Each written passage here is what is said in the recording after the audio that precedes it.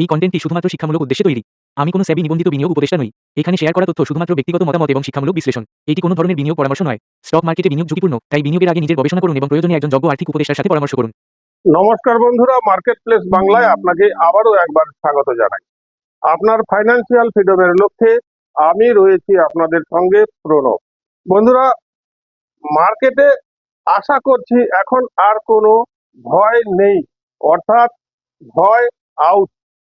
এখন মার্কেট ওপরের দিকে যাবে বলে আমার প্রত্যাশা। কিন্তু আমি কেন বলছি ওপরের দিকে যাবে, তার বেশ কয়েকটা কারণ আপনাদের সামনে উল্লেখ করতে চাইছি। তাই আমি এই ভিডিওটার ক্যাপশন দিয়েছি ভয় আউট ভরসা ইন শেয়ার বাজারের জন্য। আপনারা পলিটিক্যালি বিষয়টা নেবেন না। আশা করছি ভিডিওটা শেষ পর্যন্ত দেখবেন, আর ভালো লাগলে একটা লাইক আপনার ট্রেডিং ফ্রেন্ডসদের মধ্যে শেয়ার করবেন, যারা নতুন সেশনে সাবস্ক্রাইব করবেন, আর কমেন্ট করবেন। আমি প্রত্যেকটা কমেন্টের উত্তর দেব। শেয়ার বাজার সংক্রান্ত, এই ভিডিও সংক্রান্ত যে কোনো বিষয়ে আপনি কমেন্ট করুন, আমি চেষ্টা করব আমার জ্ঞান বুদ্ধিমতো প্রত্যেকটা কমেন্টের উত্তর দেওয়ার জন্য। আসছি মূল আলোচনায়। বন্ধুরা, আপনারা জানেন যুদ্ধ থেমে গেছে। ইরান এবং ইউএস এর মধ্যে ডিল সাইন হয়ে গেছে। শান্তি চুক্তিতে উভয় পক্ষ অলরেডি সই করে দিয়েছে। আমাদের ভারতীয় বাজার ক্রমাগত নিচের দিকে যাচ্ছিল। তার সবচেয়ে বড় একটা কারণ হচ্ছে এই যুদ্ধটা চলছিল বলে। যুদ্ধ চলার ফলে কি হয়েছিল? হরমুজ প্রণালী বন্ধ ছিল। হরমুজ প্রণালী বন্ধ থাকার ফলে আমাদের তেল আমদানি প্রায় বন্ধ হয়ে গেছিল, কারণ হরমুজ প্রণালী দিয়ে আমাদের 60% তেল আমদানি করতে হয়। তাছাড়া এই যুদ্ধের কারণে তেলের দাম একটা আকাশ ছোঁয়া পজিশনে গেছিল। একটা সময় প্রায় $120 কাছাকাছি গেছিল এক ব্যারেল তেলের দাম। সেটা এখন অনেকখানি নিচে নেমে এসছে। আমি এখানে চার্টে দেখানোর চেষ্টা করছি। এই যে এটা WTI ক্রুড।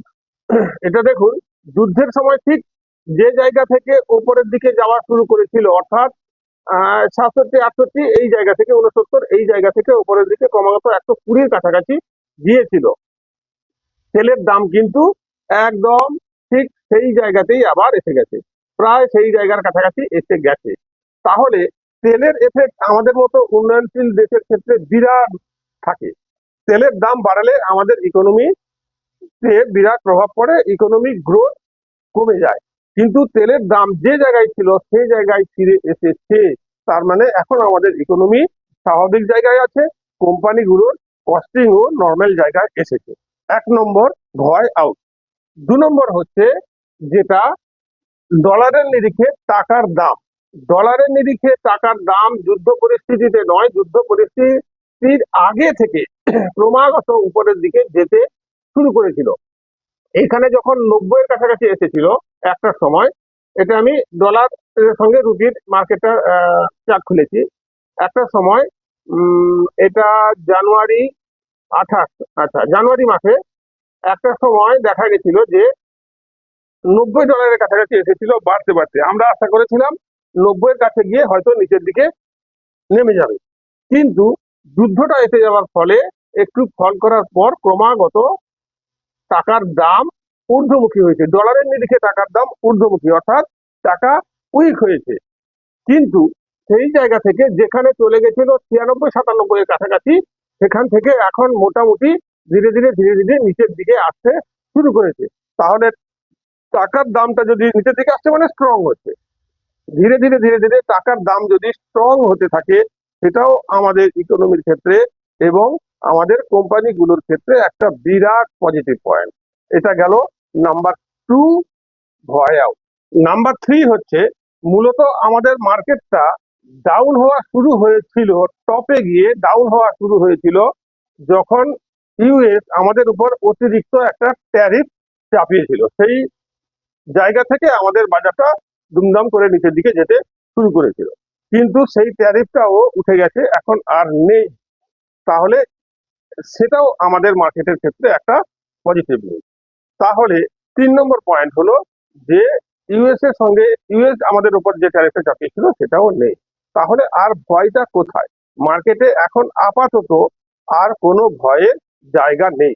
এখনই সময় ইনভেস্টমেন্ট করার জন্য। যারা নতুন করে ফ্রেশ ইনভেস্টমেন্ট করতে চাইছেন তাদের এখনই সময় নতুন শেয়ার কেনার জন্য অথবা আপনার পোর্টফোলিওতে থাকা শেয়ারের টপ আপ দেওয়ার জন্য। যদি আপনি হোল্ড করে থাকেন, যদি ইতিমধ্যে সেল করে দিয়ে বেরিয়ে গেছেন, তাহলে নতুন করে আবার আপনাকে এন্ট্রি নিতে হবে। আর যারা মিউচুয়াল ফান্ডে ইনভেস্টমেন্ট করছেন তাদের ক্ষেত্রে বলবো, আপনার এসআইপি যদি 5,000 টাকা থাকে তাহলে এখন সময় টপ আপ দেওয়ার জন্য। আর আপনি যদি লামসাম ইনভেস্টমেন্ট করতে চান তাহলে এখনই আপনার লামসাম অ্যামাউন্টটা ইনভেস্টমেন্ট করুন, তাতে আপনি একটা বিরাট প্রফিট পেয়ে যাবেন। কিন্তু এখন প্রশ্ন হচ্ছে, ইনভেস্টমেন্টের সময় তো এটা নিশ্চয়ই কোন জায়গায় কোন শেয়ারে ইনভেস্টমেন্ট করব। যারা মিউচুয়াল ফান্ডে না গিয়ে সরাসরি শেয়ারে ইনভেস্টমেন্ট করেন মিউচুয়াল ফান্ডের চেয়ে আর একটু বেশি রিটার্নের আশায়, ঠিক কোন জায়গায় ইনভেস্টমেন্ট করবেন? বন্ধুরা, নির্দিষ্ট কোনো শেয়ার আমি রেকমেন্ড করতে পারি না, সেটা আইনত সম্ভব নয়। তবে মোটামুটি একটা সেক্টরিয়াল ভিউ দেখার চেষ্টা করব চার্ট থেকে। সেই চার্ট থেকে সেক্টরিয়াল ভিউ থেকে একটা আইডিয়া আমরা সবাই করতে পারবো যে কোথায় কোথায় এখন ইনভেস্টমেন্ট করার অপরচুনিটি আছে। তার আগে এখানে একটা অনুরোধ করব, আপনারা যদি শেয়ার বাজার সংক্রান্ত যে কোনো ধরনের কোর্স করতে চান, short term, long term, swing, option trading ইত্যাদির জন্য আপনার টেকনিক্যাল, ফান্ডামেন্টাল এবং অপশনের জন্য যে ডেরিভেটিভ বিষয়গুলো আছে আপনারা যদি শিখতে চান, এগুলো এই তিনটে কিন্তু আলাদা আলাদা ভাবে শিখতে হবে। আপনারা যদি শিখতে চান তাহলে কমেন্টে লিখুন লার্ন, আমরা আপনার সঙ্গে যোগাযোগ করে নেবো, অথবা ডেসক্রিপশনে আমার হোয়াটসঅ্যাপ নম্বর দেওয়া থাকবে, ওখানেও আপনারা মেসেজ করতে পারেন। খুবই স্বল্প মূল্যে শিখতে পারবেন। অনলাইনে ক্লাস হবে, 1-to-1 ক্লাস হবে। আর সবচেয়ে বড় কথা হচ্ছে, আপনার প্রথম ক্লাস করার পর যদি ভালো না লাগে, যদি মনে হয় যে না আমি কিছু শিখতে পারছি না কিংবা পারবো না, তাহলে আপনি চাইলে আপনার ফুল রিফান্ড আপনি পেয়ে যাবেন প্রথম ক্লাসের পর আপনি না চাইবেন। আপনারা যদি আমাদের লিঙ্কের মাধ্যমে অ্যাঞ্জেল ব্রোকিং এ অ্যাকাউন্ট ওপেন করেন তাহলে আপনার জন্য আমাদের life time premium service free থাকবে। শুধু আমাদের লিঙ্কের মাধ্যমে অ্যাকাউন্ট ওপেন করবেন আর আপনাকে কিচ্ছু করতে হবে না, তাতে আমাদের লাইফ টাইম প্রিমিয়াম সার্ভিস আপনার জন্য ফ্রি থাকবে। লিঙ্ক আমি ডেসক্রিপশনে দিয়ে দেবো। আমার একটি টেলিগ্রাম চ্যানেল আছে, সেখানে আমি প্রত্যেক দিনের কিছু আপডেট দিয়ে দিই, সাপোর্ট অ্যাসিস্ট্যান্ট দিয়ে দিই ডে বেসিসে, এবং অন্যান্য কোনো খবর থাকলে সেটাও দিয়ে দিই। চাইলে আপনারা আমার ওই টেলিগ্রাম চ্যানেলটিতে জুড়ে থাকতে পারেন, ফ্রি অফ কস্ট, কোনো চার্জ আপনাকে দিতে হবে না। আসছি বিষয়ে, আমরা এখন তাহলে কোথায় ইনভেস্টমেন্ট করব? বন্ধুরা, আমরা চেষ্টা করছি সেক্টর ওয়াইজ দেখতে, যে এখন কোন সেক্টর উপরের দিকে যাওয়ার সম্ভাবনা আছে। পরপর যেই সেক্টর গুলো এসে যাবে সেইগুলোতে পরপর আমরা ইনভেস্টমেন্ট করতে থাকবো। এখনই ইনভেস্টমেন্ট করা সম্ভব কোন সেক্টরে, সেই সেক্টরের অন্তর্গত শেয়ার গুলো থেকে আপনারা একটু টেকনিক্যাল কিংবা ফান্ডামেন্টাল দেখে নিয়ে সুইং ট্রেডিং এর জন্য এন্ট্রি নিতে পারেন, অথবা লং টার্মের জন্য এন্ট্রি নিতে পারেন। কিন্তু আপনাকে একটু টেকনিক্যাল আর ফান্ডামেন্টালটা দেখে নিতে হবে ওই স্টকের। তার জন্য আমার লার্নিং এও জয়েন করতে পারেন। আচ্ছা, যাই হোক, এটা আমরা এসছি নিফটি ব্যাংক। তাহলে ব্যাংক নিফটির যা টেকনিক্যাল চার্ট এখন দেখা যাচ্ছে, ব্যাংক নিফটি কিন্তু বুলিশ পজিশনে আছে, অর্থাৎ এখানে একটা ট্রেন্ড ছিল সেটাও ব্রেক দিয়েছে, আর এখানে দেখুন একটা ডব্লিউ প্যাটার্ন ব্রেক দিয়ে তার ওপরে স্টে করে আছে। তাহলে ব্যাংক নিফটির অন্তর্গত যে সমস্ত স্টক গুলো আছে সেই স্টক গুলো একবার ওয়াচ করে দেখতে পারেন কোনটাতে এখন ইনভেস্টমেন্ট করা সম্ভব। হয়তো বা এখান থেকে একবার রিটেস্ট নেওয়ার জন্য এখান পর্যন্ত আসতে পারে, আমার এই সাপোর্টটা পর্যন্ত আসতে পারে, কিন্তু ব্যাংক নিফটি উপরের দিকেই যাবে আমার ধারণা।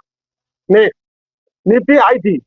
আচ্ছা, আইটি কিন্তু উইক আছে, নিফটি আইটি 42 পজিশনে আছে। এখানে একটা ট্রেন্ড ক্রিয়েট হয়েছে, রেসিস্ট্যান্স সাপোর্ট ক্রিয়েট হয়েছে, এখানে দেখুন একদম নিচের দিকে আছে। যদি এই লাইনটাকে, এই রেসিস্ট্যান্সটাকে ব্রেক দিয়ে এর উপরে স্টে করে যায়, তখন আইটিতে এন্ট্রি নেওয়া যাবে। আশা করছি এখান থেকে, এটা যেহেতু সাপোর্ট লেভেলে কাছাকাছি আছে, এখান থেকে একটা ব্রাউন্স নিয়ে উপরের দিকে যাবে। তবে আমরা অপেক্ষা করব এই রেসিস্ট্যান্সের উপরে স্টে করলে তখন আমরা এন্ট্রি নেব। এখনই আপাতত আইটিকে অ্যাভয়েড করা ভালো। নেক্সট আসছি নিফটি অটো। হ্যাঁ, অটো কিন্তু ব্রেক দেওয়ার পজিশনে আছে, একদম রেসিস্ট্যান্সের দোরগোড়ায় দাঁড়িয়ে আছে, একদম রেসিস্ট্যান্সের দোরগোড়ায়। ব্রেক দিয়ে নিচে নেমে এসেছিল। আশা করছি আগামী মঙ্গলবার থেকে, অর্থাৎ আজকে হচ্ছে 27 তারিখ, 29 তারিখ থেকে এটা ব্রেক দিয়ে উপরে স্টে করবে। তো এখন মোটামুটি নিফটি অটো এইটার উপরে দাঁড়িয়ে গেলে এক দুদিনের মধ্যে উপরে যদি চলে যায় তাহলে অটো সেক্টরেও ইনভেস্টমেন্ট করতে পারেন। নেক্সট আসছি ফার্মা। ফার্মা একটা রেসিস্ট্যান্সকে ব্রেক দিয়েছে, কিন্তু ব্রেক দেওয়ার পর পরপর যে তিনটে ক্যান্ডেল তৈরি করেছে, এখানে একটু বোঝার বিষয় আছে, মন দিয়ে দেখুন। এখানে একটা রেসিস্ট্যান্সকে ব্রেক দেওয়ার পর পরপর তিনটে ক্যান্ডেল কিন্তু হাইকে ক্রস করতে পারেনি, পরপর উইক হয়েছে। এই যে হাইটা আর একটু জুম করলে আরো বুঝতে সুবিধা হবে। এই ক্যান্ডেলের হাইটার চেয়ে এই ক্যান্ডেলের হাইটা লোতে আছে, তারপরের ক্যান্ডেলের হাইটাও লোতে আছে, ব্রেক দিতে পারেনি। এবং নিফটি ফার্মা এখন একেবারে টপ লেভেলে আছে, তাই এখনই রিস্ক না নেওয়াই ভালো হবে। আশা করছি একটা সাপোর্ট জোন এই লেভেলে এলে হয়তো তারপর এন্ট্রি নেওয়া সম্ভব হবে। 23,318 এই জোনে এসে গেলে তারপর এন্ট্রি নেওয়া উচিত হবে। এখন টপ লেভেলে আছে, অ্যাভয়েড করাই ভালো। ফার্মাকে আমরা অ্যাভয়েড করব। নেক্সট আসছি নিফটি রিয়েলিটি। হ্যাঁ, ব্রেক দিয়েছে নিফটি রিয়েলিটিতে। দেখুন এই যে নিফটি রিয়েলিটি কিন্তু এখানেও one type of W pattern তৈরি হয়েছে এবং ব্রেক দিয়ে কিন্তু উপরে স্টে করেছে। হয়তো রিটেস্টের জন্য এই লেভেলে একবার আসতে পারে, কিন্তু নিফটি রিয়েলটি উপরের দিকে যাওয়ার সম্ভাবনা আছে। চাইলে রিয়েলটির স্টকেও আপনি ইনভেস্ট করতে পারেন। নেক্সট আসছি এফএমসিজি। এফএমসিজি এখানে একটা ট্রেন্ড লাইন আমি দেখতে পাচ্ছি, এটা রেসিস্ট্যান্স তার জাস্ট নিচে আছে। এখন আমরা একটু ওয়েট করব, এখন কিছুদিন ওয়েট করব এই লেভেলটাকে ক্রস দিয়ে স্টে করার জন্য। এইটাকে ক্রস করে স্টে করলে এফএমসিজি তে আমরা এন্ট্রি নেব, তবে খুব বেশি সময় লাগবে বলে মনে হচ্ছে না। যদি না এখান থেকে বাউন্স করে নিচে যায়, এটাকে ক্রস করে যদি স্টে করে যায়, তাহলে আমরা এন্ট্রি নেব। আশা করছি এটা বেশি সময় লাগবে না, হয়তো সামনের সপ্তাহতেই এটা ক্রস করে যাবে। আচ্ছা, এই ছিল মোটামুটি সেক্টরিয়াল ভিউ। তবে আর একটা জায়গা আমি বলবো যেটার অপরচুনিটি বিরাট, সেটা হচ্ছে সেমিকন্ডাক্টর ইন্ডাস্ট্রি। সেমিকন্ডাক্টরের জন্য কোনো আলাদা সেক্টর এখনো তৈরি হয়নি, তাই আমি চার্টে কিংবা অন্য কোথাও দেখাতে পারছি না। কিন্তু এখন এআই যে বিশ্বব্যাপী একটা পরিস্থিতি চলছে, সেখান থেকে মোটামুটি আন্দাজ করা যায় ভারতবর্ষেও সেমিকন্ডাক্টর ইন্ডাস্ট্রির একটা বিরাট উজ্জ্বল ভবিষ্যৎ আছে। সে ব্যাপারে গভর্নমেন্ট চেষ্টা করছে এবং চাইনা থেকে কোম্পানিগুলো আপাতত কিছু কোম্পানি ইন্ডিয়াতে শিফট করতে চাইছে এবং ইন্ডিয়া গভর্নমেন্টও সেমিকন্ডাক্টর ইন্ডাস্ট্রিকে এখন বুস্ট করার চেষ্টা করছে। তাই বর্তমান যে কয়েকটি সেমিকন্ডাক্টর স্টক আছে, আপনারা চাইলে রিস্ক নিয়ে একটু নিয়ে রাখতে পারেন, সেখান থেকেও একটা বিরাট প্রফিট আসার সম্ভাবনা আছে। আজকের ভিডিওটা এখানে শেষ করছি। আবার বলবো, ভালো লাগলে একটা লাইক, শেয়ার, সাবস্ক্রাইব, কমেন্ট করবেন। লাইক করার পর হাই অপশন ওপেন হবে, হাইটাও অবশ্যই করবেন। নমস্কার।